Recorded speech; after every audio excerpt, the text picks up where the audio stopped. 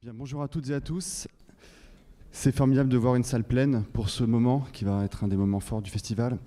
Cette masterclass, ou plutôt cette conversation entre Albert Serra et Luc Chessel. Je vous demande d'accueillir très chaleureusement Albert et Luc, ainsi que Pascal, l'interprète. So give a warm welcome to Albert Serra, and we're very happy to see you so numerous for what is going to be a highlight of the festival. Bon, je ne vais pas prendre de temps sur cet échange qui va en manquer forcément déjà. Simplement remercier une nouvelle fois très très vivement Albert d'avoir accepté notre invitation pour cette rétrospective en 7 films, du premier Honneur des Cavaleria, enfin du premier film officiel disons, jusqu'au dernier Pacifiction, que vous aurez la chance de voir ensuite, juste après la masterclass, à 19h. Il faudra simplement sortir de la salle, vider la salle pour rentrer à nouveau, ceux qui souhaiteront voir Pacifiction, le dernier film d'Albert Serra, après la masterclass. Merci aussi infiniment à Luc d'avoir accepté notre invitation, d'accompagner Albert pendant une semaine. Luc a écrit des textes magnifiques, je crois qu'Albert est d'accord, sur les films d'Albert. Ils sont disponibles dans le catalogue et sur le site du film. Je vous invite vraiment à aller voir cette magnifique contribution critique de Luc. Et je leur cède la place sans en dire plus. Messieurs. Merci.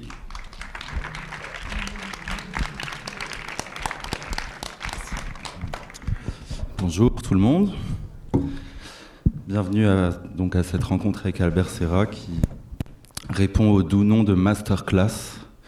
Et je me disais, juste pour introduire, dire quelques mots et dire qu'on pourrait partir de là, du cadre de la Masterclass, qui veut donc dire classe de maître ou leçon de maître. Une sorte de cadre qui mettrait à l'honneur un artiste, un cinéaste, pour le laisser parler ou le faire parler de sa pratique, de son travail, en supposant qu'il ou elle en est le maître. Et ça me paraît intéressant parce que des figures de maître, on en rencontre en fait beaucoup dans tes films, Albert. Et peut-être même qu'on ne rencontre que ça dans les personnages, à quelques exceptions près. Pas forcément des figures de maître toutes seules, mais plutôt quelque chose qui fonctionnerait souvent en couple, le couple du maître et du serviteur. So welcome to this conversation with Albert Serra, which has the sweet name of Masterclass. And perhaps we could start from here, this framework, Masterclass. It means a class of a master, lesson of a master.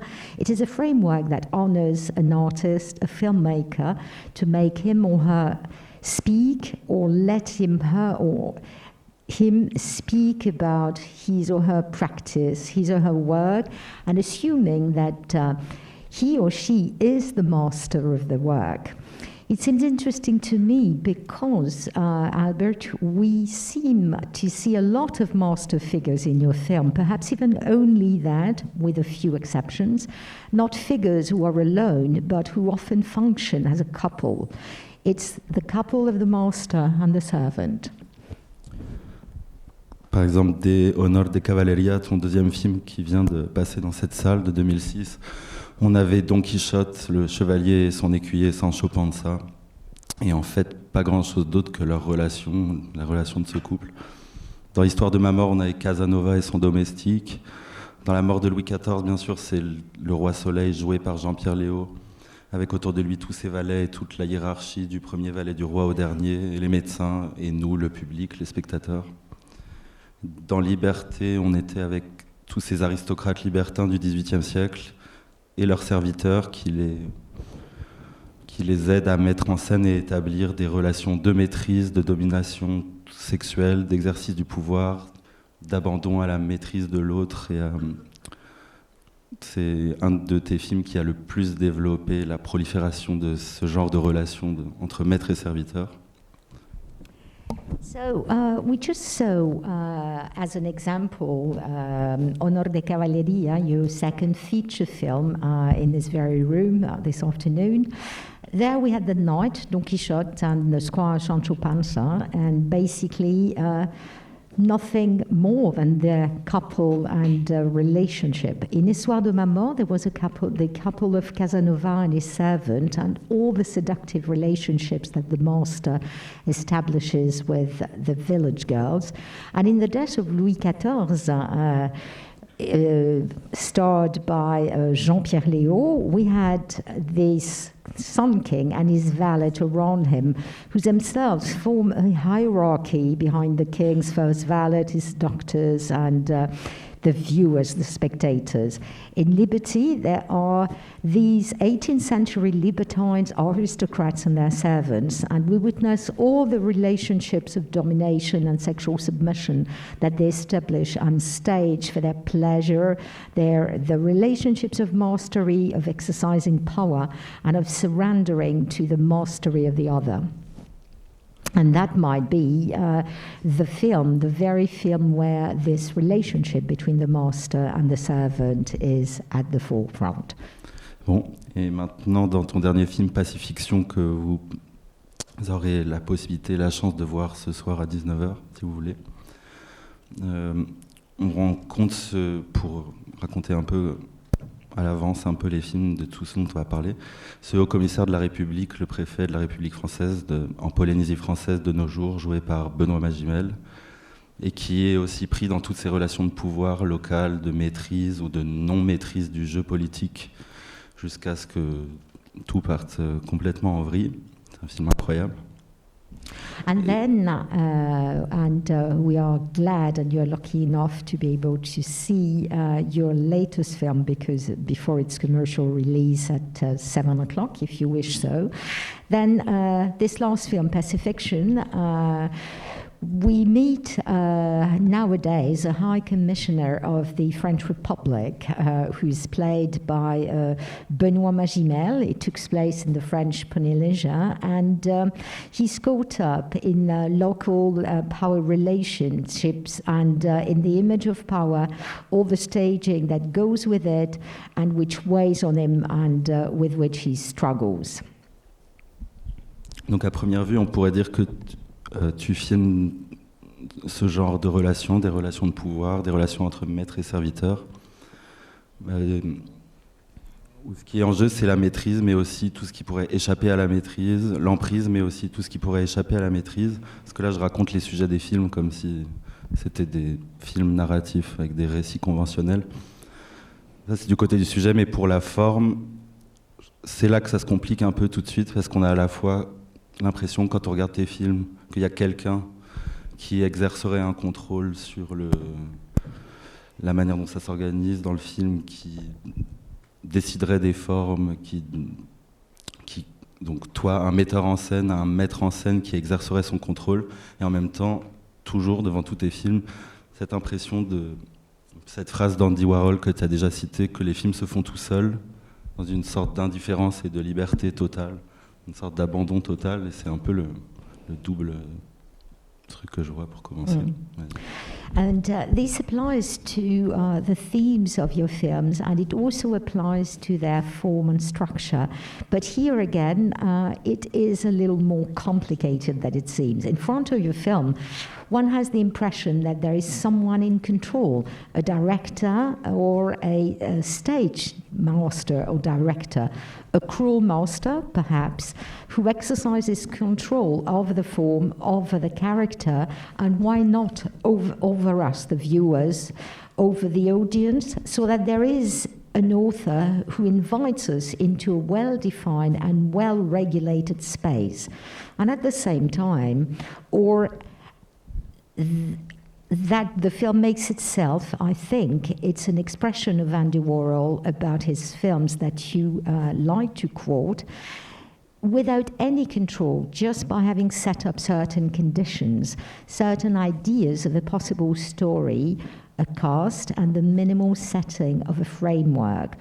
And that you then capture things freely as they come, in freedom, letting the actors, we're going to talk about your taste for the actors later, but letting the actors get by with it.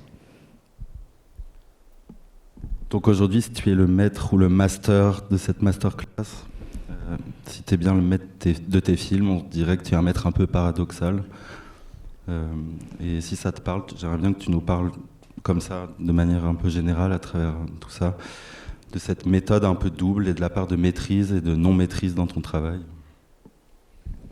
So you are the master, you know, and there is a bit of a paradox in your method, because at the same time you are a master, but you are a non-master. So I'd very much like you to start with telling us about this, how you master and how you don't master things.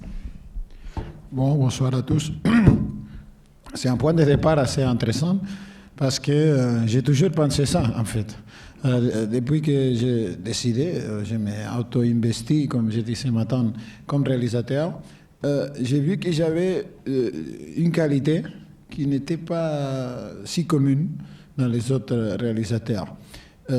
Et c'était que moi, je sais pas, j'aime beaucoup l'espagnol, j'aime beaucoup les chaos, et je pouvais vraiment accepter l'injustice dans les tournages, organiser, je sais pas, une espèce de cirque très chaotique, et accepter profondément les risques de tout ça.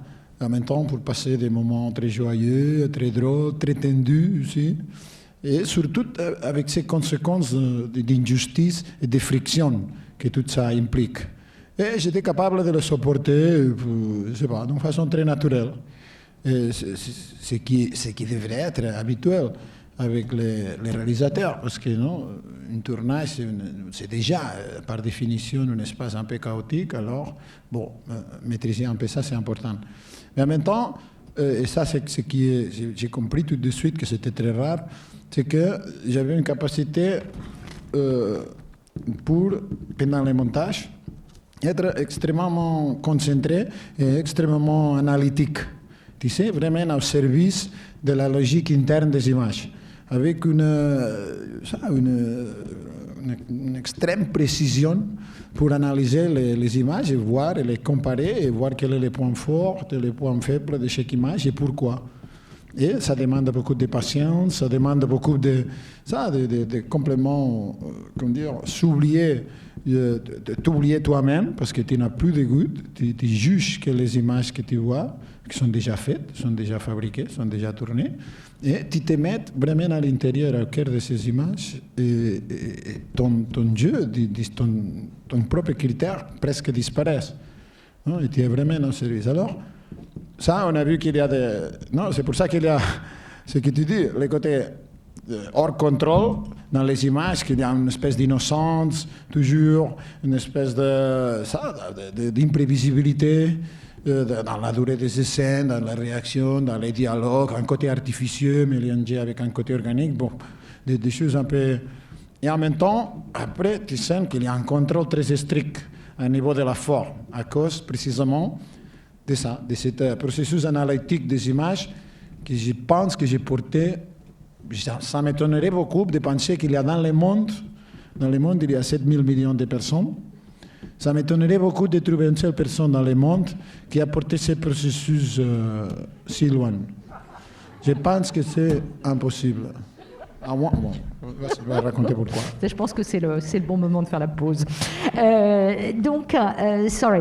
I think it's a very interesting starting point, because I always thought about that when I decided to establish myself as a film director, because I thought I had a quality that was not that common.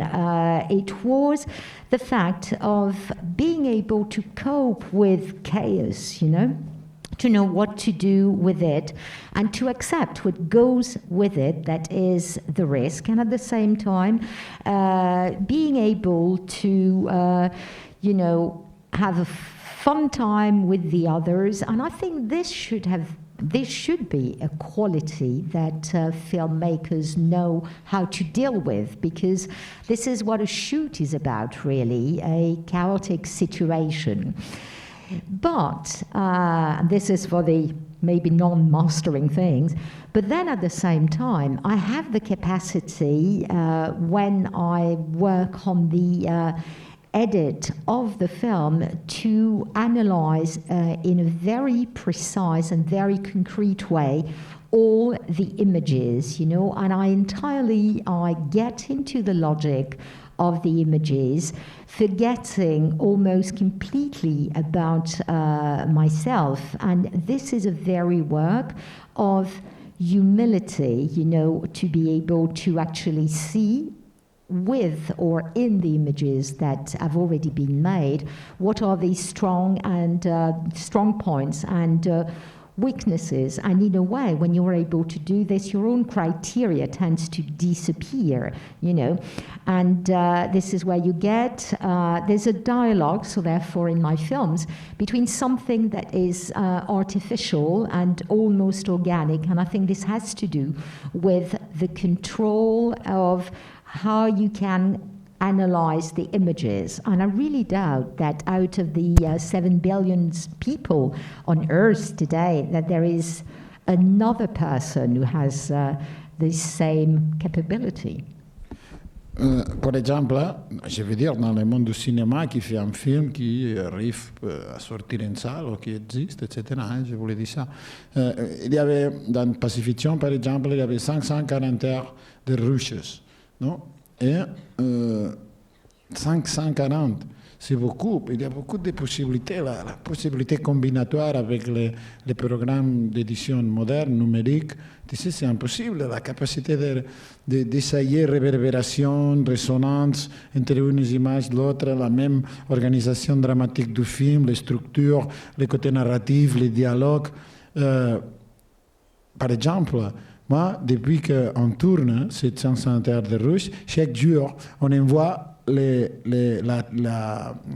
l'enregistrement du son à une personne qui commence à transcrire les dialogues.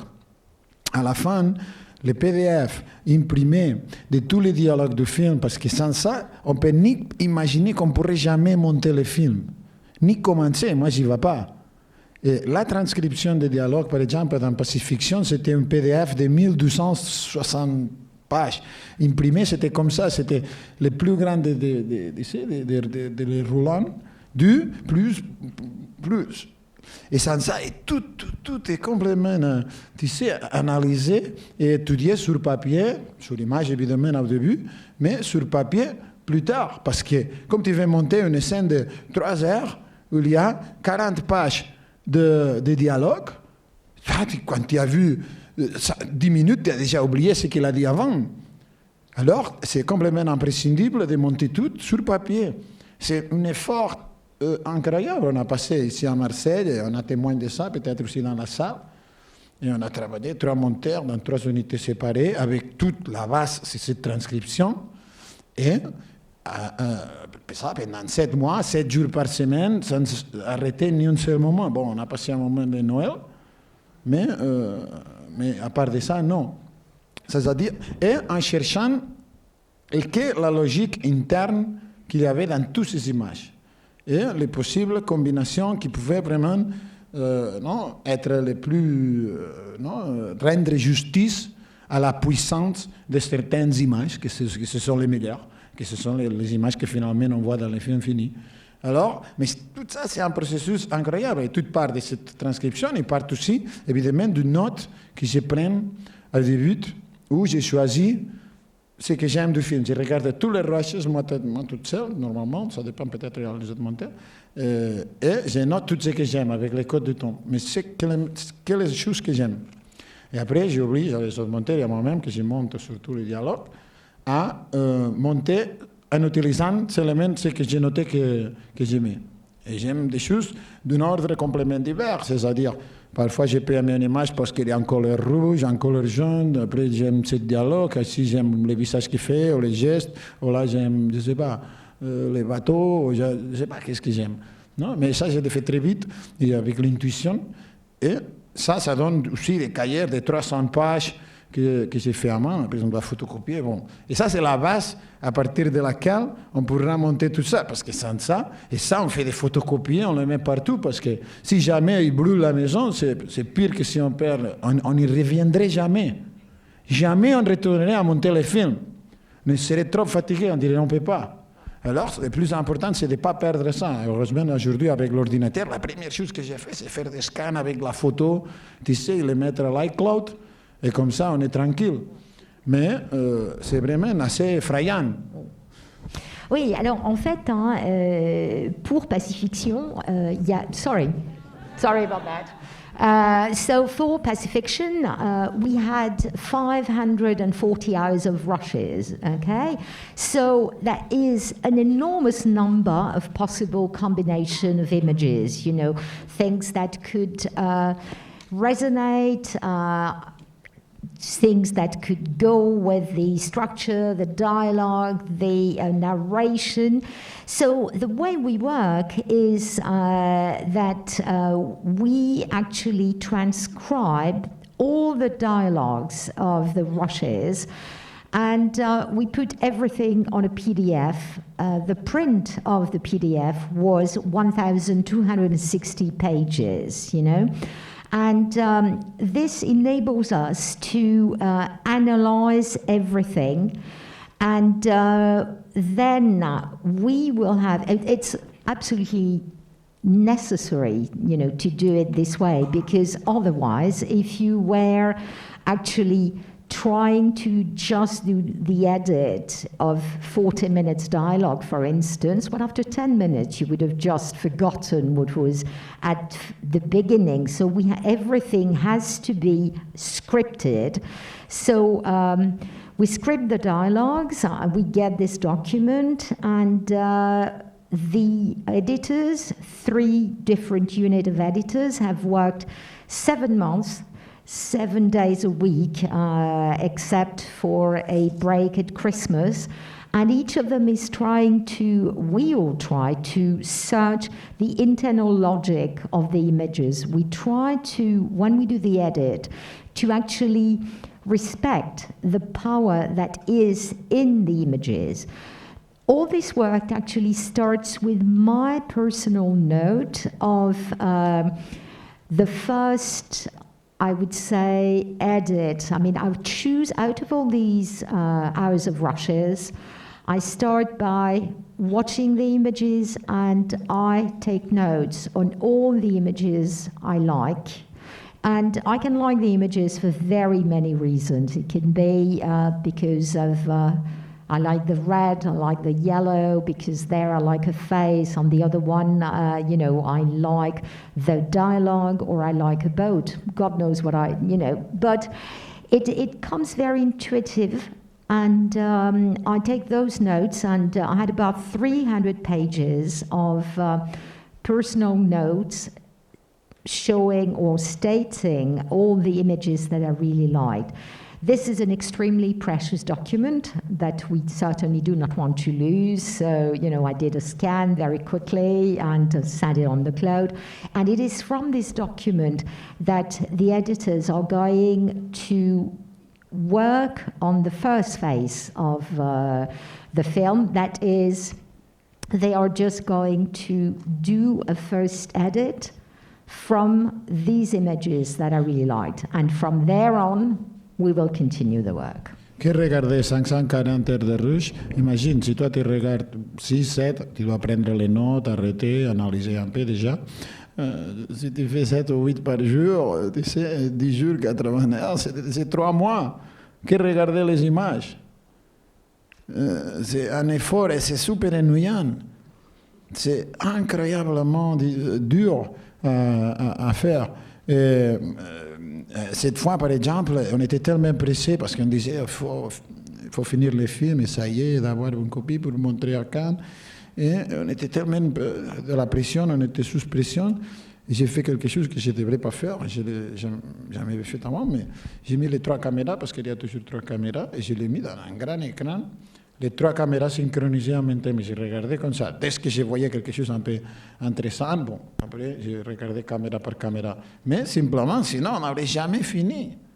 Ça serait complètement interminable. Et si vous comprenez, tu sais, 1200, je vous ai dit, il n'y a personne dans le monde qui a un film avec 1260 pages. Et ce n'est pas des dialogues comme ça. Hein. Il y a plein de monologues, tu sais que la page est pleine, hein, et ce n'est pas un typo de lettres grandes, hein, c'est petit. Hein. C'est-à-dire, c'est pas...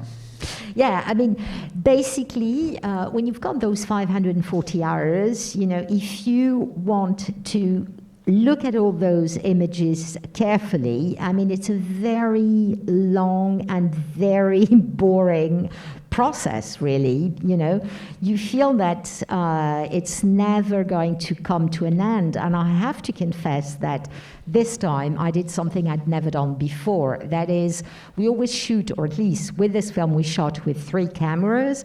And as we were in some sort of hurry because we wanted to finish the film and to show it to the selection committee for Cannes Festival, so I put together the images of the 3 camera on a single screen, and I started, selecting my best images with this process.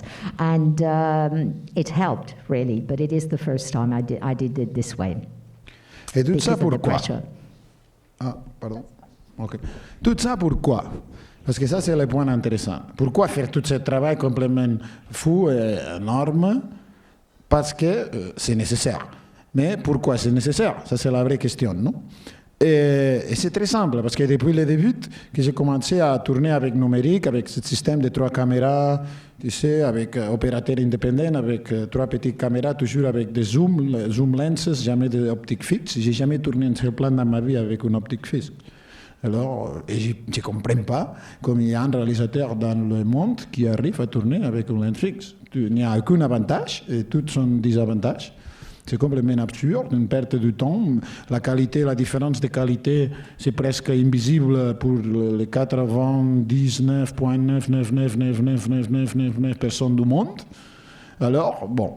Mais à part de ça, ce système de ces 3 caméras avec les zooms, etc., depuis le début, que j'ai utilisé ça depuis le début, je me suis rendu compte que, évidemment, la caméra, l'œil de la caméra a une puissance beaucoup plus forte que l'œil humain. Et que la caméra captait beaucoup de choses qui sont complètement invisibles à les yeux humains. Alors, ça ne servait à rien de penser que tu pouvais contrôler ça, que tu pouvais maîtriser un peu les tournages et tout ça, parce que non, la caméra va d'un autre côté. Et ça, je me suis rendu compte depuis le début.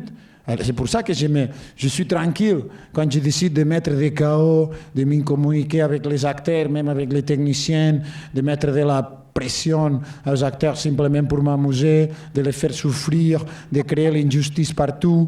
Tu sais, ça, c'est parce que de tout ça, la caméra va capter des choses que je ne peux pas voir.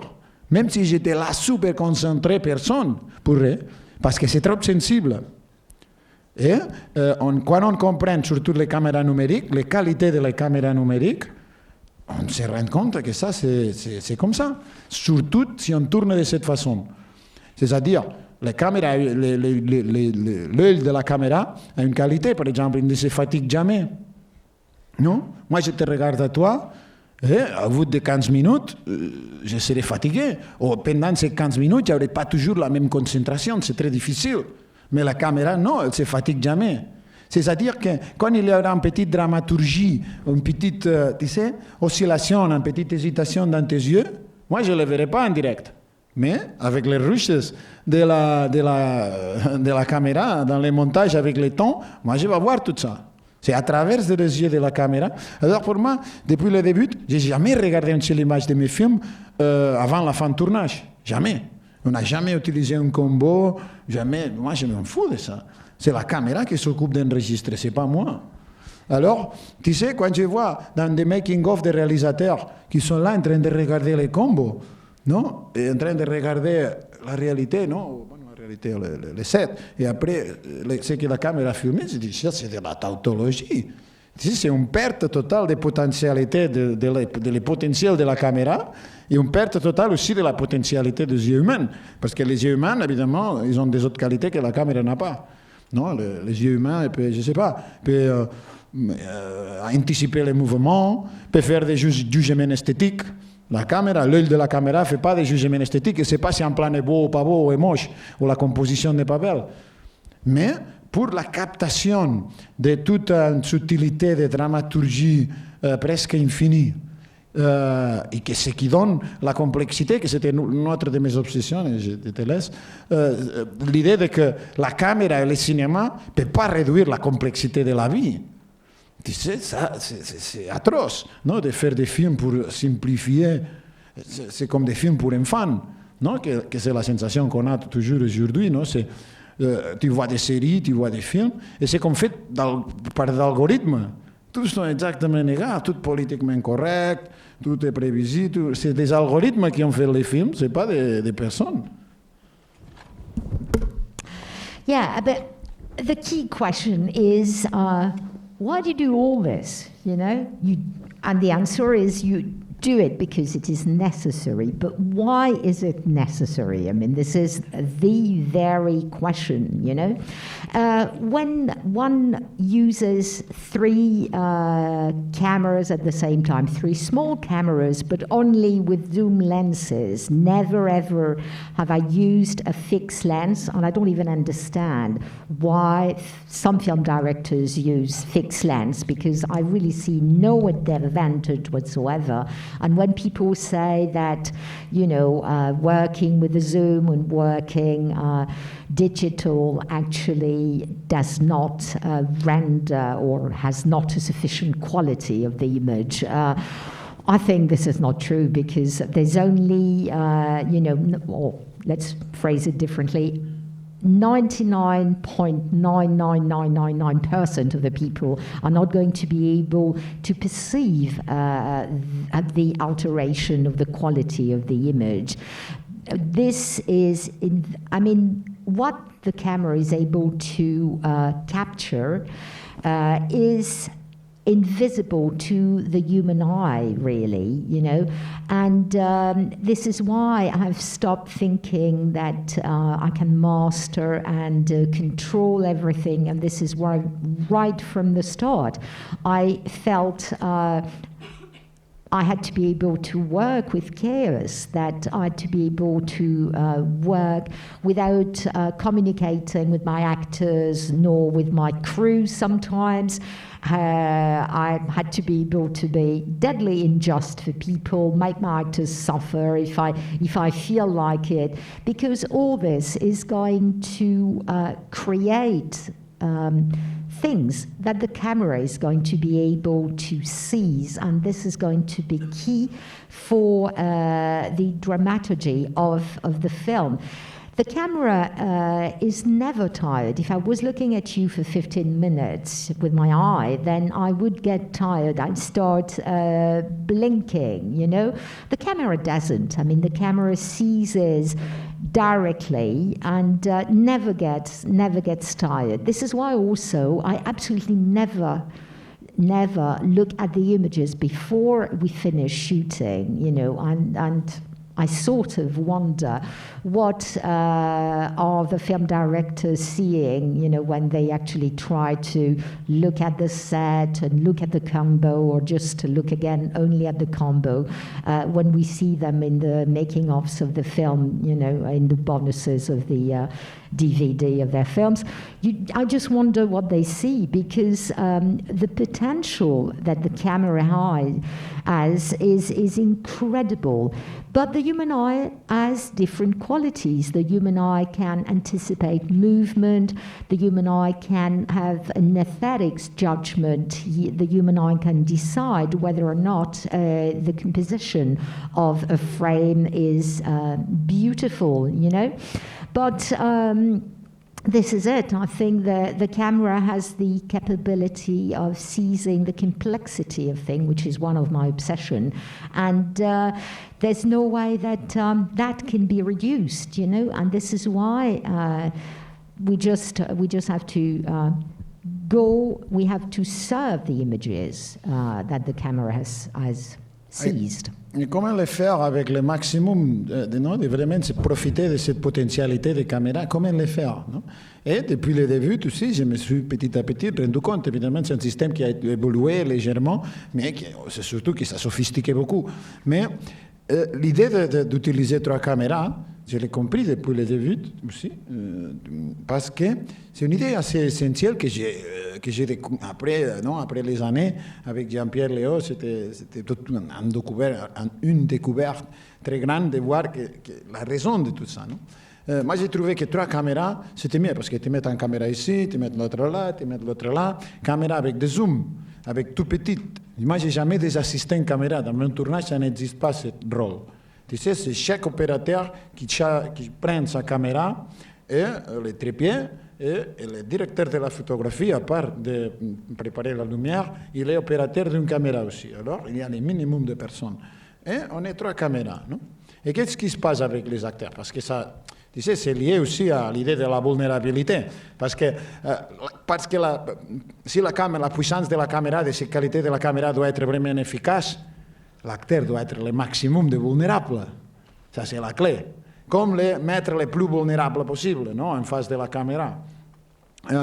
Et aussi pour garder l'innocence, non, pour vraiment voir en face de toi un être de signification, tu sais, presque à thème réel, qui ne sont pas prévus ni imaginés pour un cerveau avant. Alors, toi, tu as les 3 caméras, non? Et, moi, j'ai fait une conférence, parce que on se comprend, à Barcelone, à Madrid, qui se disait « el ojo de la cámara, el ojo de la cabeza y el ojo del culo ». Non, on comprend ça. Le lieu de la caméra, le lieu de la tête et le lieu du cul. Pourquoi? Parce que l'acteur est au milieu. La caméra, 3 opérateurs qui bougent. Parce qu'ils ont la liberté, parfois on se communique par signe, mais pas souvent, et ils ont la liberté de faire ce qu'ils veulent pendant la prise. Et parfois ils bougent, parfois ils vont de l'autre côté, toujours avec zoom. Alors, l'acteur ne sait pas s'il est filmé d'ici, toute la scène toute entière, il ne sait rien, il ne contrôle rien. Et, tu sais, une tendance naturelle de tous les acteurs, c'est toujours se communiquer, offrir comme cadeau quelque chose à la caméra. Non? Cette idée d'avoir une espèce de relation avec la caméra. Non? Je ne sais pas, c'est, comment dire, internement se diriger vers la caméra, qui est le spectateur, et non, qui se correspond avec le point de vue de le spectateur. Alors, il y a une tendance d'énergie horizontale, non, qui c'est les yeux de l'acteur vers le lieu de la caméra. En général, très grands acteurs, ils arrivent à masquer tout ça. Mais cette énergie est toujours là, parce qu'il sait que c'est là la caméra, qu'il est en train de faire ça. Et c'est-à-dire, il va contrôler le maximum toute son image pour qu'il puisse servir à un objectif concret par rapport à ça, à cette relation avec la caméra. Avec 3 caméras, tu te rends compte, et Jean-Pierre Léo, par exemple, s'est rendu compte le premier jour, il avait toujours tourné avec une seule caméra dans toute sa vie, toute sa carrière. Et depuis le premier jour, il demandait à les caméras, il dit, fais quoi les caméras là? Il demandait à l'opérateur, mais tu fais quoi? Tu me tournes comme ça, et l'autre bougeait pendant la prise. Il a trouvé une faute de respect, parce qu'il était en train de jouer, et soudainement, une caméra part. Tu sais? Et tu dis, il part, ou arrête de jouer, il regarde par là, l'autre caméra s'en va derrière lui, elle est tournée de dehors. Et tu dis, mais c'est quoi ça, non? Ça, le premier jour, il découvre. Mais qu'est-ce qui se passe? Avec Jean-Pierre Léo et avec tout le monde, depuis le début, tu sens comme une impotence de te communiquer avec la caméra et tu perds tout espoir de possible communication avec cet œil de la caméra. Alors, toute l'énergie qui était horizontale, ça devient verticale. Parce que ça rentre par ici, je disais, ça rentre par ici, ça sort par les couilles, ou ça rentre par les couilles, et ça sort par là. Parce que c'est toi, ton cerveau, que tu restes, tu sais, figé comme ça, et tu oublies. Tout ce qui est autour, il y a psychologiquement, c'est les 360 degrés qui comptent. Parce que les caméras sont par là. Et c'est impossible de contrôler ton image avec 360 degrés. Tu sais, tu commences à être très vulnérable. Parce que c'est impossible, tu ne peux pas. Simplement, tu devrais avoir une espèce de contrôle tellement extrême, une maîtrise tellement extrême de tous les muscles de ton corps, en même temps faire les dialogues, en même temps réagir à la réaction de notre acteur. C'est impossible, tu ne peux pas. Alors, perdu cet espoir, ça devient une énergie verticale. Et cette énergie verticale, quoi l'énergie verticale? Après, c'est les vampires des yeux de la caméra qui se posent sur l'acteur et qui commencent à les scruter avec cette précision avec laquelle les yeux humains ne sont pas capables. Avec ce côté incisif extrêmement puissant de l'œil de la caméra qui évapore l'énergie horizontale. C'est elle qui se projette qui se plonge d'une façon très violente contre la vulnérabilité de ce corps. Yeah. So how does one do to actually take advantage or use the whole potential of the camera? Because I saw basically how the technicity of the device has increased, but right from the start, I had this idea of shooting with 3 cameras, and it is really working with Jean-Pierre Léaud in The Death of Louis XIV that I fully realized the reason why I had worked with 3 cameras, They are never, the director of photography work as a camera operator, and you have 1 camera as well, yeah? No, you don't.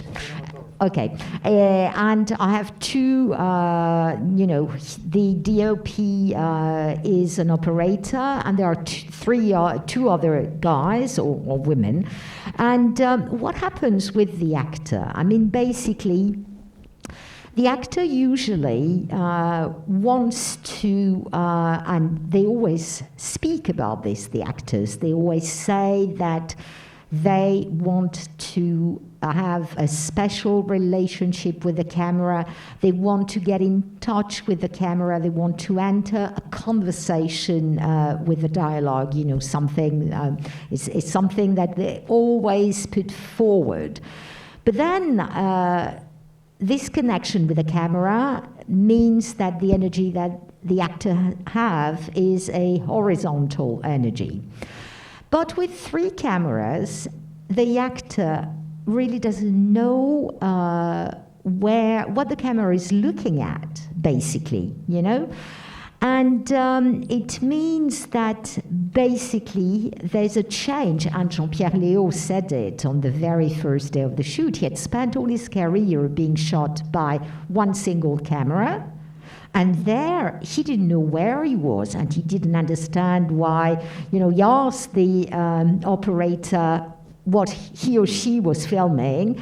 He didn't understand while he was saying his line, and then all of a sudden one of the camera was going away, or the other one was filming his back. He felt that was some lack of respect in a way, no?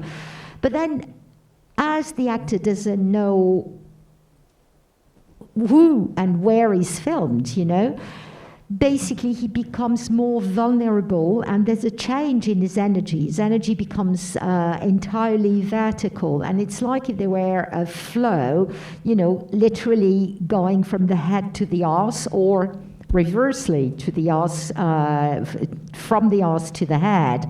And the actors, therefore, as he's vulnerable, he cannot master anything, and the camera is there like some sort of vampire and with this incredible potentiality, the camera is going to be able to capture with a full power, sometimes in a rather violent way, but in a very accurate way, everything that happens with the actor, with the acting itself. And obviously the actor has lost entirely control, because there's no way you can control your image at 360 degrees.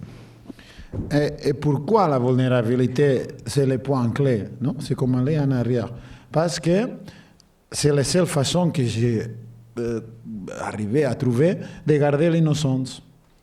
Parce que le cinéma, c'est déjà par définition un art très, très artificieux, où l'artifice est là tout le temps. Déjà un acteur qui se montre dans la caméra avec sa vanité, etc. Après la mise en scène, après le décor, tout est un artifice, toute une espèce de fantaisie artificieuse. Alors, comment complexifier ça si ce n'est pas en gardant l'innocence?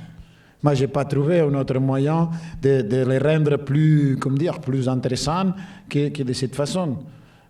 Alors, la vulnérabilité de l'acteur, c'est l'un des points clés pour garder l'innocence. Bon, je n'ai pas trouvé un autre. S'il est vulnérable, Tu sais, c'est ça, il laisse des portes ouvertes. Mais comme créer la vulnérabilité de l'acteur. Et c'est ça que j'ai parlé avant. Et c'est ça, c'est tragiquement, moi j'ai trouvé qu'un seul moyen, avec l'injustice, tu sais, avec la pression, avec les traités d'une façon injuste. Il n'y a pas une autre... Moi, je ne sais pas comment générer tout ça d'une autre façon. Tu ne peux pas les parler, tu ne peux pas les dire. Toi, maintenant, tu seras vulnérable. Non, tu dois être vraiment vulnérable. Et comme tu fais qu'une personne soit vulnérable, dans ce contexte, toutes les caméras vont se profiter tout de suite. En l'effrayant, en l'abandonnant. Non, si tu l'effraies, si tu l'abandonnes, et c'est pour ça que le concept d'abandonnement qu'on a un peu évoqué dans certaines présentations, c'est si important dans tout mon cinéma. Et en fait, j'explique une anecdote, je l'ai déjà racontée plusieurs fois, mais c'est toujours drôle. J'avais fait pour Liberté une pièce de théâtre à Verlan, à la Volksbühne, que c'était un peu l'origine du film. Et il a reçu très mauvaises critiques de critiques de théâtre allemand, qui sont tous, sans exception, très stupides. Et il y a une critique, il a titré 12h40 d'acteurs abandonnés sur les scènes. Non, comme une critique négative, évidemment, dans la tête de ce pauvre homme. Mais je dis, putain, c'est exactement la sensation que j'étais en train de chercher. Tu sais, cette atmosphère-là de vraiment les acteurs abandonnés. En plus, j'étais cohérent avec les sujets de la pièce, parce que c'était l'abandon, de ces libertins, etc. Ça marchait en plus. En plus, ça marchait. Mais s'il n'aurait pas marché, ça aurait été aussi génial, ou même plus.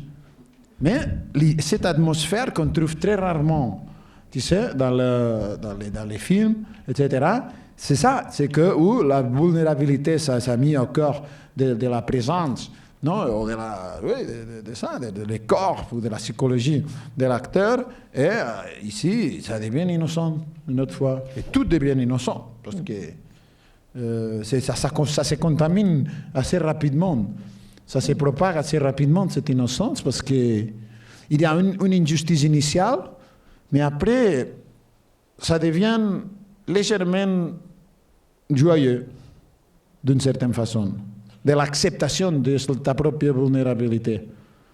Mais après, il faut encore aller plus loin, parce que dès que tu commences à l'accepter, non, il faut ça, je dis toujours, diriger les acteurs, les faire accepter l'inacceptable. Parce que dès qu'ils sont un peu à l'aise avec cette vulnérabilité, il faut pousser plus, aller en vulnérabilité moins agréable, pour que la caméra puisse faire son travail. Yeah, I mean, the vulnerability is key, you know, and this is the only way I found to keep the innocence, because it is the innocence that really makes everything interesting, you know. That is the only way I found to make things interesting. And how does this work? I mean, basically, at first, well, you have to be rather unjust with your actors. You have to pressure them. You have to frighten them. You have to give them the feeling of being abandoned, you know. And little by little, this contaminates, this pervades the set, and people, you have to get them to accept, in a way, this vulnerability. But as long as they have, you know, as soon as they have accepted it, then you have to go a little further, you know. And why this?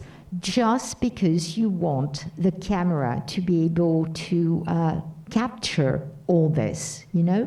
And Liberty, for instance, has its origin in a play that I staged, a play that got really bad review by German critics, who are all rather stupid. And I remember reading one critic in particular saying, well, what we saw was an actor abandoned 2 hours and 14 minutes on stage. And when I read this, I said to myself, fuck, this is exactly what I wanted. And to my own eyes, it absolutely worked.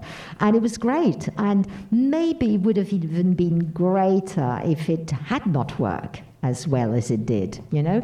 So that is why basically it is so important to make the actor vulnerable. And in Liberté, this was even more graphic, because when you are naked, you are more vulnerable. Ça m'étonnerait beaucoup de... pardon, j'ai parlé en anglais. Ça m'étonnerait beaucoup de voir un acteur que nu, il est moins vulnérable que habillé. Non? Alors, tous ces processus-là, dans la fabrication de cette film, c'était complètement graphique. Et aussi, après Jean-Pierre Léo et tout ça, je me suis dit, tu avais raison. Tu sais, toi, tout ce que tu pensais, ça arrive et ça se passe comme ça. Et, parce que sinon, c'est comment créer l'intensité? Moi, je pense toujours que, je ne sais pas, évidemment, ça doit être dans un cadre joyeux. Tu sais, c'est l'autre paradoxe. Parce que tu ne peux pas imposer toute cette tension s'il n'y a pas un contrepoids de côté ludique, de côté de joie, etc. Ça, c'était mon obsession depuis le début de ma carrière. Moi, j'ai décidé de faire du cinéma simplement parce que je savais que ça, on va se divertir là. La vie normale, c'est ennuyant. On va rentrer dans un tournage, il y a des lois qui sont différentes. Alors, on va s'amuser. Et avec le numérique, je sais, on va s'amuser encore plus. On ne saurait pas amuser avec les 35. Ça aurait été super ennuyant de fabriquer des films en 35 et en plus, des caméras ne captent rien. Tu sais, c'est inutile, qui ne servent à rien. Moi, je ne tournerai jamais en 35. Tu vas capter quoi? Tu vas changer les magasins à bout de 3 minutes, de 8 minutes avec un 16 mm. Tu vas capter quoi? Le lieu humain est plus puissant que la caméra 35. Tu sais, quand je vois, pour moi, tout ça, c'est grotesque. C'est grotesque, parce que, évidemment, il y a une autre façon de faire du cinéma qui est liée à cette façon traditionnelle de caméra 35. Mais, pour moi, ça n'avait pas de sens, parce que dès que tu viens de cette background, de les avant-gardes du XXe siècle, du surréalisme, etc., qu'il y avait le côté ludique, non, au cœur de toute sa pratique, et tu dis, bon, je vais changer la vie, je vais m'amuser, non. Et avec les numériques, on avait découvert que c'est possible, en gardant l'innocence, et avec tous ces processus que je viens de raconter. Mais c'est tendu toujours, parce que le contrepoids du ludique, par rapport à cette pression, parce que sans la pression, il n'y a non plus d'intensité. À part de générer la vulnérabilité qui renouvelle l'innocence, moi je pense que sans pression, tu sais, il n'y a pas d'intensité dans les images. Non, ça devient plate. Ça devient insulse. Insulse, c'est français, ça? Sans substance, ça devient... alors, mais en même temps, comment faire accepter l'inacceptable? Dans les cadres joyeux, le faire comprendre qu'ils sont au service de la cause, une cause un peu ésotérique, mais on pourrait dire que c'est la cause esthétique de l'art ou du cinéma. Well, in Liberty, I mean, the vulnerability of actors was even bigger because they were all naked, and I haven't seen anybody who wasn't more vulnerable naked than dressed. But it's all about always, you know, how do you manage to create the intensity, basically, and to create the intensity, well, there has to be some pressure. I think that there is no other way. And obviously, well, the pressure has a certain unacceptable side. But I would say that there is a paradox, which is the playful character of the shooting that I always wanted to maintain despite the pressure, you know. I started making films because I thought that life was rather boring and that in filmmaking I was going to have more fun. And I think maybe, I sense, or I'm sort of sure that making cinema in a traditional way, that is shooting with a 35mm camera, having to change your film loads every 3 minutes, is something that should be really boring. And I also think that basically the lens of the 35mm camera is by no means as sensitive or as powerful as the human eye. So I really don't see the point. But when one comes, from the 20th century avant-garde artists, then that is always what they have wanted to do. They wanted to have fun. They wanted to be playful. So there's this contradiction, but this contradiction actually helps to make the unacceptable pressure acceptable, and to get the vulnerability at the same time, and intensity. Et évidemment, à la fin, inévitablement, se pose la question des limites. Non? Ça, c'est inévitable. Tu dis, bon, il faut générer plus de vulnérabilité. Non? Et le type commence à être à l'aise avec un peu de vulnérabilité et il commence à perdre l'innocence. Il faut mettre plus de vulnérabilité, il faut mettre plus de pression, blablabla. Mais tu dis, elle est où les limites? Non? Ça, c'est une question qui se pose et il y a eu beaucoup de débats, pas de débats à ce niveau-là, mais c'est-à-dire du politiquement correct, etc. Mais à la fin, moi, avec des acteurs que je travaille, ce sont de procédantes d'origine et je sais pas, des métiers complètement différents. L'idée, c'est que, par définition, les territoires inconnus, tu peux les reconnaître qu'en y rentrant. Parce que sinon, quelle est la façon de rentrer dans un territoire inconnu comme tu sais que c'est inconnu? Alors, comme tu sais que c'est quelque chose que tu vas, tu sais, parce que pour chercher des images et des réactions aussi un peu inédites, il faut ça, rentrer dans des territoires inconnus avec la vulnérabilité la plus forte. Mais comme l'acteur peut reconnaître que là, c'est son limite de vulnérabilité, en fait, il n'y a pas de limite. Parce que, tu sais, chaque fois que tu rentres un peu plus à l'intérieur de ces vulnérabilités, tu reçois des sensations que tu n'avais jamais reçues avant. Alors, ça, potentiellement, ça peut donner des images plus intéressantes. Alors, c'est encore dans ce cadre joyeux que cette limite de la vulnérabilité peut se faire accepter ou peut, comme dire, d'une façon assez spontanée, s'accorder. Mais c'est jamais parfait. Il y aura toujours de la friction. Tu sais, et moi, j'ai travaillé toujours avec des acteurs super dévoués et super, tu sais, sacrifiés. J'étais chanceux à ce niveau-là. Aussi parce que l'abandon à lequel je les soumets, ils voyaient, pour tout ce système hyper risqué que j'ai mis sur place, que moi, je m'abandonne aussi. Parce que c'est ultra risqué. J'ai aucun respect pour les considérations de production ou de succès ou tu sais, ou même des résultats finaux. On pourrait dire que je m'inquiète un petit peu, mais tu sais, en général, tu sais, c'est plus ou moins accepté parce que c'est partagé le côté abandon. Wait, the question is, what is the limit? Because obviously, as soon as the actor seems to be at ease, then he or she loses the innocence. So there has been a lot of, debates about it, and but all the actors I have worked with were very different actors. I mean, in the way. They were non-professional actors, professional actors coming from theatre or having totally different experiences. Then they all, in a way, accepted to get in those unknown territory, because how do you realize that a territory is unknown. I mean, you can only see it if you enter it. And you cannot really know your limit. And I've been really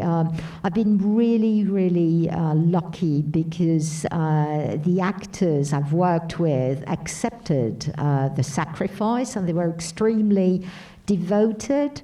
They accepted to let go. They accepted to abandon themselves, but because they knew I was doing it exactly the same in a way, and that means that I was accepting all the risk, because I'm not especially, looking or respectful for the finished product in a way, and everything that could go with it to actually make it more secure, and then the limits can be pushed every time maybe a little further because of this playful and pleasant atmosphere of work that I also get on my shoot.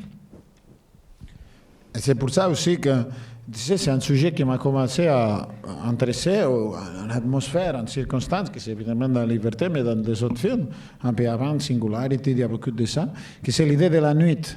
Tu sais, l'idée précisément de la nuit comme cet espace où les sensations sont un peu distortées ou distorsionnées. Et tu sais, l'ambivalence morale aussi, ça bouge un peu. Il y a un peu plus d'ambivalence. Alors, ça, c'était très fascinant pour de traiter avec les images de monde, parce que ça se correspondait avec ce qui est en tournage, d'une certaine façon, parce que, et on parlait ça dans un entretien avant, un tournage, c'est une forme de fiction aussi.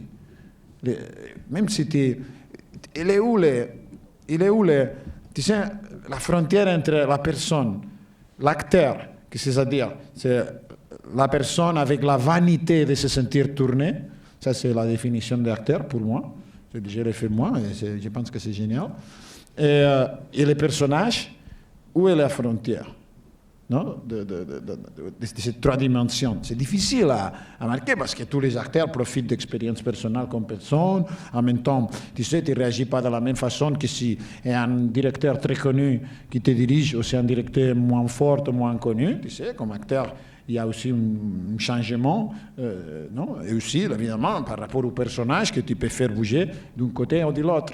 Alors, tout ça, tu sais, c'est une autre je sais pas, une autre dimension avec laquelle, tu sais, tu dois savoir jouer, tu ne peux pas l'empêcher. Comme tu sais parler, moi, j'ai aucun intérêt. Tu sais, c'est pour ça que la vulnérabilité est acceptée, parce que tu ne sais pas si la cruauté est appliquée contre l'acteur, contre la personne ou contre le personnage. Et ça génère une confusion, que c'est la distorsion qu'il y a dans la nuit. Que la nuit, c'est déjà une mise en scène, la mise en scène de la séduction, non? Que c'est de renoncer à une partie de ton identité. Non, c'est la définition de séduction. Alors, l'acteur, d'une certaine façon, doit faire ça. Et il a les utiles. L'utile, c'est qu'il lui donne un utile que c'est personne, acteur, personnage, fais ce que tu veux, tu sais, ici tu es libre, c'est un cadre un peu innocent, inoffensif. On est dans un tournage, on est dans la nuit, non, on pourrait dire. Et parfois, il y a des acteurs qui sont pervers et qui profitent un peu de ça. Ce ne sont pas tous des victimes innocentes de la cruauté du système, ou à moins de mon système ou des autres systèmes. Tu sais, il y a des gens qui ont un plaisir tu sais, à jouer avec toute cette... Et c'est pour ça que je n'aime pas beaucoup les acteurs, parce qu'ils ont un plaisir de faire ça. Et moi, tu sais, je trouve que... Moi, je l'ai fait pour trouver un résultat à la fin. Mais ils sont un peu accros à ça. Moi, non. Tu sais, moi, je suis, tu sais, quand c'est fini, le tournage, c'est fini. Après, je passe, tu sais, 7 mois là, avec 1200 pages, tout ça, ils ne le font pas, ça. Hein? Non, il veut commencer un autre tournage pour devenir accro à toute cette confusion. Tu sais? When I was working on Liberty, I also discovered that, the night time was the perfect space for distorting feelings. There is in the night a moral ambivalence, and I found that it had some sort of fascination that could ease the making, in between inverted commas, of this vulnerability I was speaking about. I mean, the shoot, in a way, is a fiction, in itself, because you don't really know the frontier between the person, an actor is a person, the actor, and the character, and basically, when you are cruel to an actor, he or she doesn't really know if you're cruel towards the actor, towards the character he or she performed, or if you are cruel to the person itself. And that is, what is very interesting. I mean, this kind of blurring of, who's actually suffering. And this is a tool, in a way, because the actors have a tool, which is the character in itself, the character that he is free just to do about everything in the framework of the shoot, where, in a way, there's no risk, But some of the actors are real perverts, because they enjoy this kind of confusion between, themselves as a human being, a person, themselves as a character, and themselves as an actor, as a professional. And they're not all innocent victims, Some of them really enjoy that, which is not my case, basically, because I'm not, I'm not really absolutely hooked to this, My idea is to get the result I look for, which is, again, the camera, giving the camera to seize everything it can seize, and none of the actors, would be ready to actually spend, 7 months looking over and over all those images that have been made. I mean, they just want to go on to another project so as to be, in the same kind of situation again.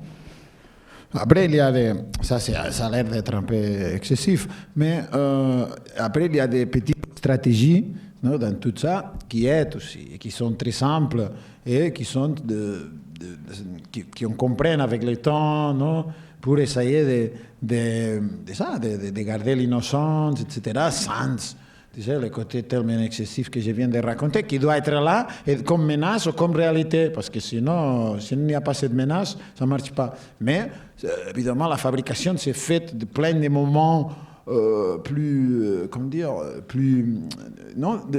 vraiment de travailler les détails, où tout ça, ça devient un peu moins important. Par exemple, je ne sais pas, pour comprendre, avec le dernier film, Magimel,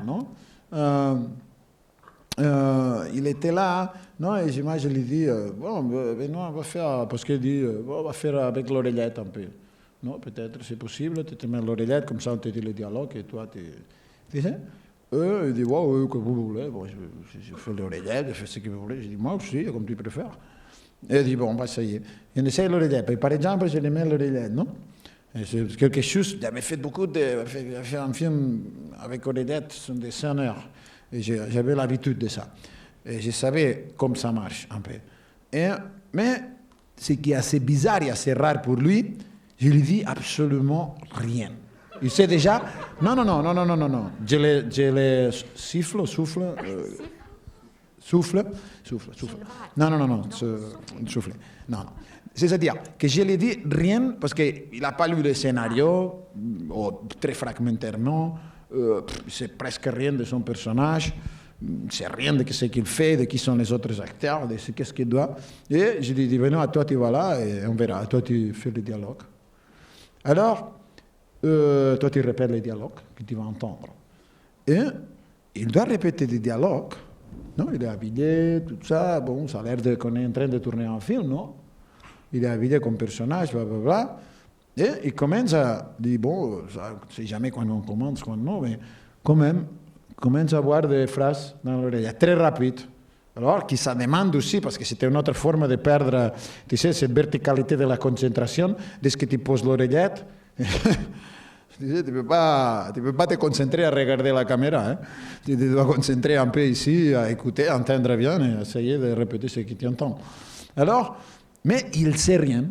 Il ne sait rien de ce qui se passe là. Il ne sait rien de ce qu'ils vont répondre. Il ne sait rien de ce que c'est son personnage. Il ne sait rien de quelle est la trame du film, de quelle est la situation qu'il y a posée là. Mais ça, il a que les dialogues qui vont vite. Qu'est-ce qui se passe là? Que ça pourrait être, tu sais, comme une espèce de répétition mécanique, mais comme il n'a pas ni une seule forme de faire bouger ça vers une direction ou une autre, il ne peut exercer aucune forme de contrôle dramatique, pour un monde dramatique dans ce cas, avec ce contenu, il le délivre d'une façon extraordinairement mystérieuse. Et comme en plus il était extrêmement doué pour écouter l'oreillette, les dire très vite, jamais s'arrêter, en plus améliorer les phrases, en plus, tu sais, les rendre plus spontanées encore, etc. Mais ça n'a aucune direction. Et toutes les premières prises qu'on faisait avec ça, c'était génial.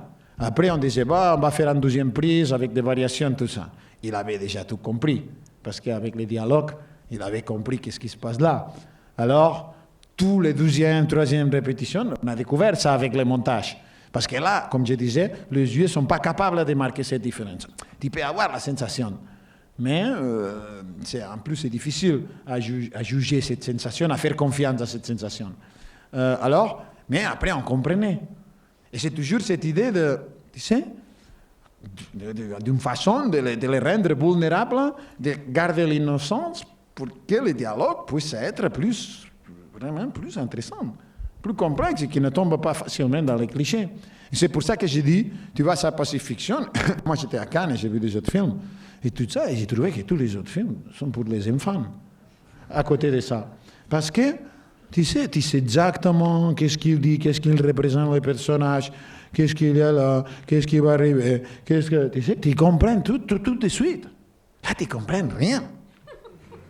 Mais rien, ça veut dire rien. Tu sais, il parle d'une façon que tu ne comprends pas. Pourquoi le type ici dit ça, la façon de jouer qui est extrêmement mystérieuse. Tu ne comprends pas exactement. Tu sais, tu as écrit de très belles pages sur cette sensation. Alors, et ça, ce n'est pas agressif. Tu sais, c'est pas là qui est en train de les violenter avec des pressions extrêmes. Mais ce sont encore des petites stratégies qui servent. Et comme ça, il y a, non, petit à petit, ça c'est vrai que c'est dans la vue d'une carrière qu'on découvre, non, comme maîtriser un peu ça.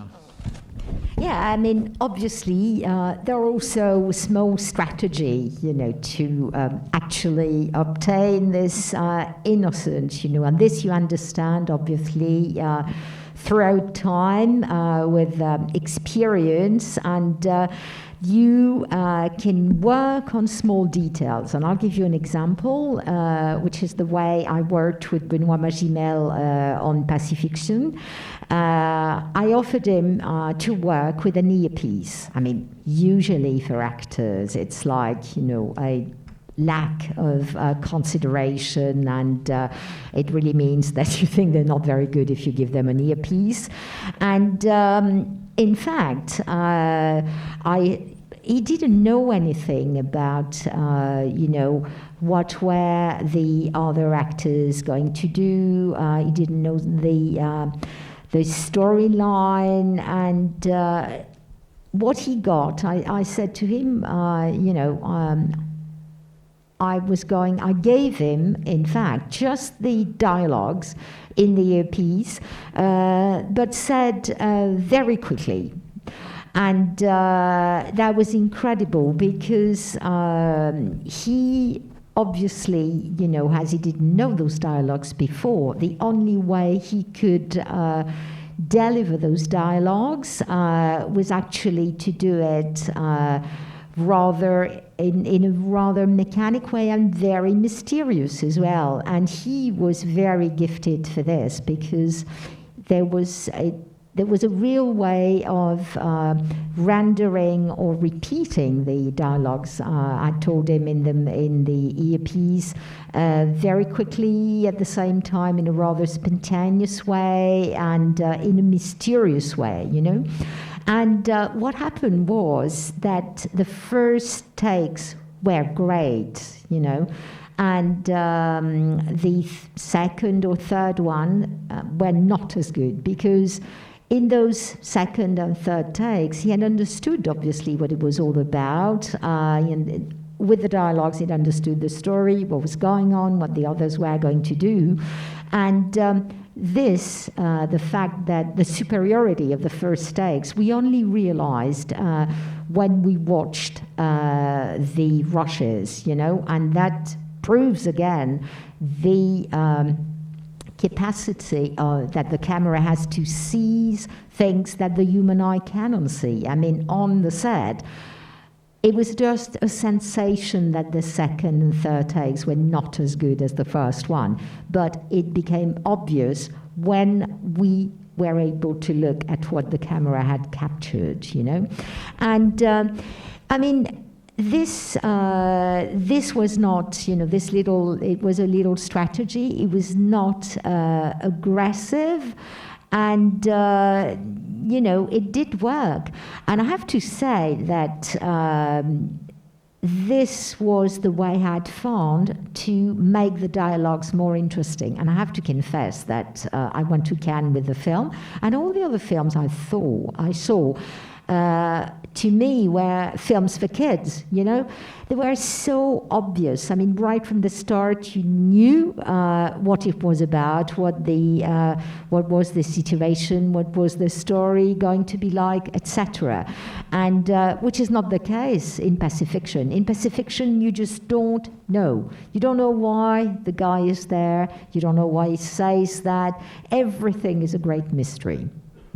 Et après, on pouvait faire des petits changements. Tu sais, je lui dis, bah, Benoît, on a trop d'oreillettes, non, on deviendra un peu... Oh non, on arrête avec l'oreillette. Mais sans qu'il le sache, je donne l'oreillette à un autre acteur, non? Et avec des gens qui le soufflent des choses intelligentes. Alors, il ne le sait pas, parce que c'est totalement caché. Et alors, soudainement, il est là en train de jouer. Et soudainement, il y a un autre acteur qui avait l'air bête et qui commence à, tu sais, de dire des choses intelligentes, un peu de le mettre de la pression comme personnage dans la fiction, tu sais.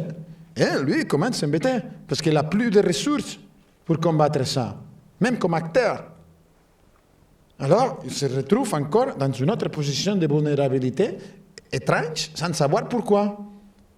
Et après, je lui disais, par exemple, que c'est le personnage de le type, de le leader du peuple, non, de le leader local, que commence à les parler d'une façon assez agressive et tout ça. Et les scènes, c'est fini, non? Parce que le type avait quelqu'un qui lui soufflait les bonnes phrases et la façon de les mettre en difficulté à Benoît, parce que moi je l'avais compris et je lui disais à le type qui souffle, qui était toujours à côté de moi. Et Benoît, il me dit, écoute, même dans la fiction, je ne permets pas que quelqu'un me parle comme ça, hein, normalement. Même dans la fiction, je ne permets pas que quelqu'un me parle comme ça. Parce qu'il se sentait vraiment vulnérable. Et même si tu pourrais comprendre, ça fait partie de la fiction, non? Alors tu vois clairement que cette différence entre acteurs, personnages, entre personnes, acteurs et personnages, tu sais, c'est très flou avec tous ces systèmes que je mets sur place. Il y a un autre exemple qui est génial. Qui c'était, tu sais, parce que tous les acteurs, ils sont très jaloux. Ils ne voulaient pas jouer avec les autres. Ils veulent être tout seuls, toujours, tous. Tu sais, ils ne sont pas très bons, c'est pas sympa pour eux de partager, tu sais, l'écran. Alors, il y avait Jean-Pierre Léon dans les tournages qui dit, bon, il avait commencé, tu sais, parce qu'il avait la liberté de faire ce qu'il voulait un peu. Mais il y avait un autre acteur qui joue le rôle de serviteur, qui était très, très bon dans les films. Tu sais, qui jouait très bien. Et vous voyez qu'il commençait à aller prendre un peu la place. Et il a commencé, évidemment, la seule stratégie pour combattre ça, tu sais, il y a Louis XIV qui est dans l'élite avec cette souveraineté. Non? Et alors, chaque fois que cette personne s'approchait pour lui donner quelque chose, il faisait non. Il voulait porter quelque chose, non.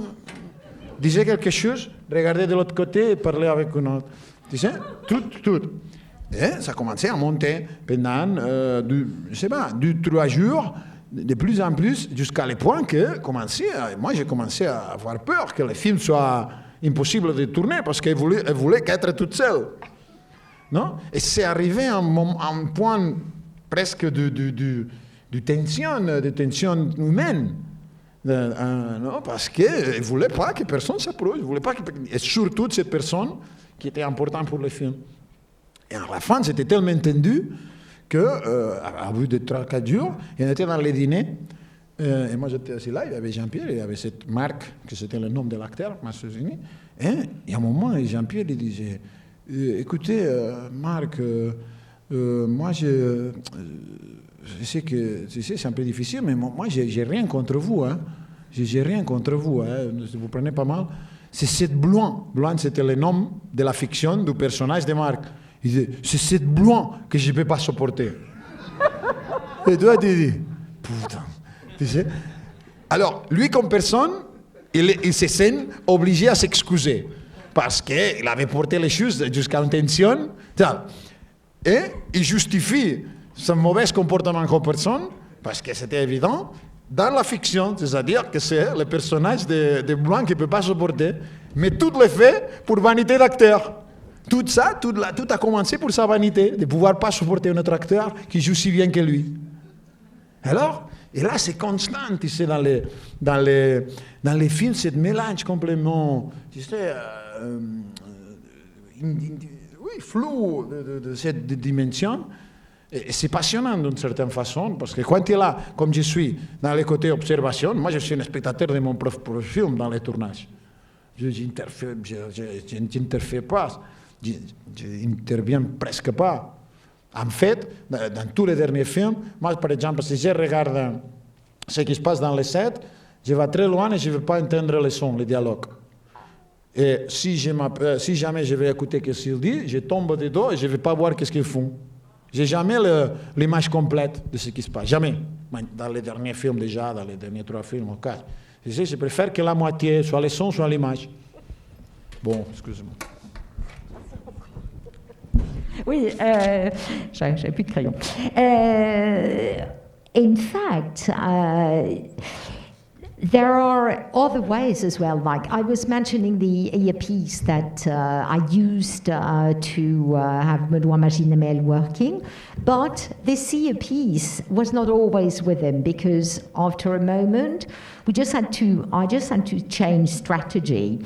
So I gave an earpiece to another actor, and the other actor was actually, reacting very accurately, and therefore Benoît Magimel was again very vulnerable, And after a while, he said to me, "But even in fiction, no one ever speaks to me this way, And there again, it is an example, and it proves what I was speaking about, that is the confusion between the actor, the character, and the person, the human being. And this is what is very interesting. And also, actors usually always want to be at the center of the attention, and they would always like to be alone in the frame. And I have a really interesting example of this. Jean-Pierre Léaud, in the death of Louis XIV, had some scenes with a rather good actor, Marc Susini, and he sensed that, in a way, the camera was capturing Susini, maybe more than him, or at least as much. And, you know, he found a way, anytime the character played by Susini approached him, he always said, no, no, no, no, no, no. And anytime this character wanted to give him something, he refused. And up to a point that I started being worried, thinking, my God, is it going to be possible to continue this film, you know? And one night we went to dinner, and Jean-Pierre Léaud said to Marc Susini, really, you know, I have nothing against you, but it's just this Blouin, which was the name, or that was the name of the character, that I cannot stand. And it was really funny to see that, yet again, you know, the human being, the person that Jean-Pierre Léaud was, had to apologize, make apologies towards another fellow actor, you know, because he feared that this guy would take it personal, which was not the case. So it's always, you know, very interesting to see that. And these are little things. I'm an observer of my film when we're on the shoot. I mean, I very rarely say anything, but those little, you know, there are little strategies that you can also build with the group of actors, and according to the way it goes as well. Tu peux poser plus de questions dans le public. Je ne sais pas si on a du temps. Mon dernier, deux questions. Yeah, if you feel like asking questions, please don't hesitate. There is a mic that could be circulated in the theatre. I can see a few hands over there. 5 minutes, on a 3, oh non, je ne sais pas, je n'ai pas compris.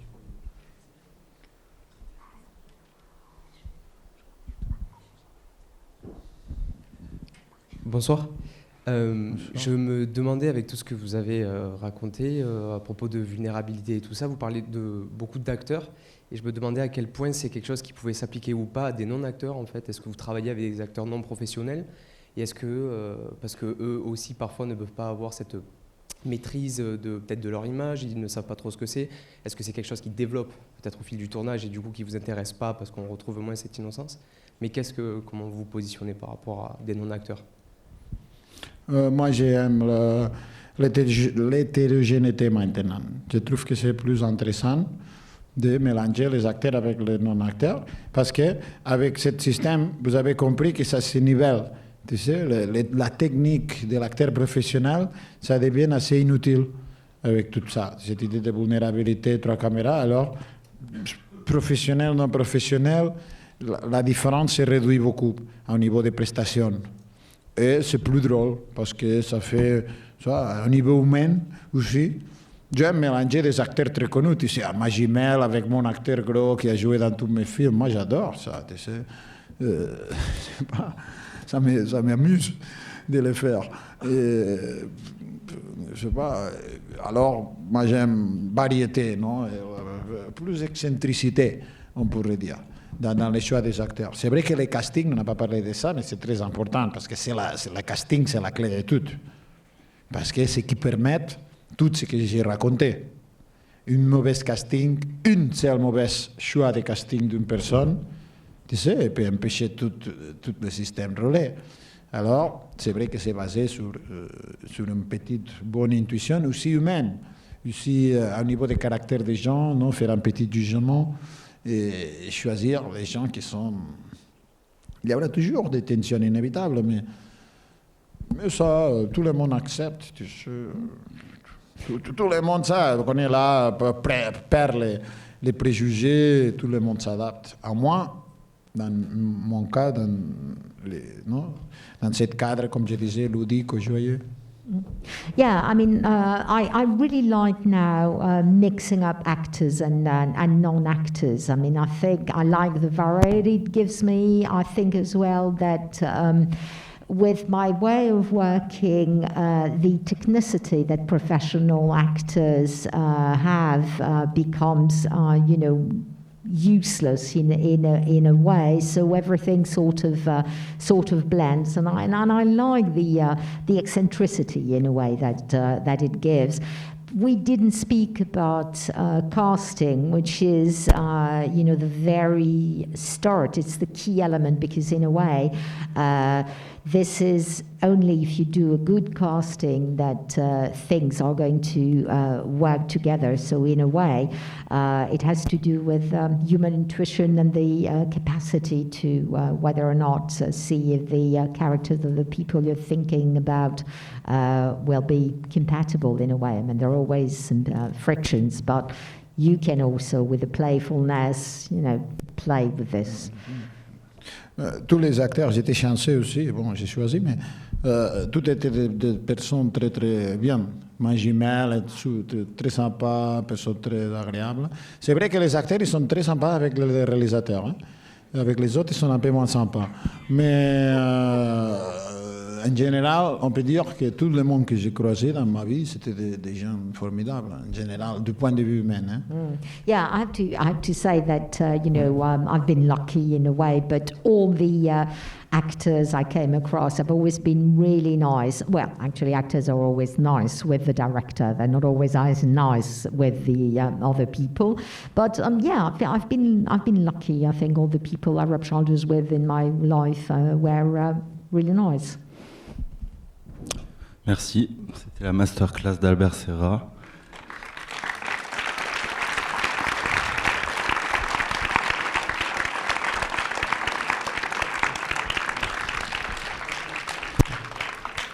Et si vous voulez voir donc Pacifiction, c'est dans un quart d'heure ici, dans cette salle. So Pacifiction starts in 15 minutes in this very theatre.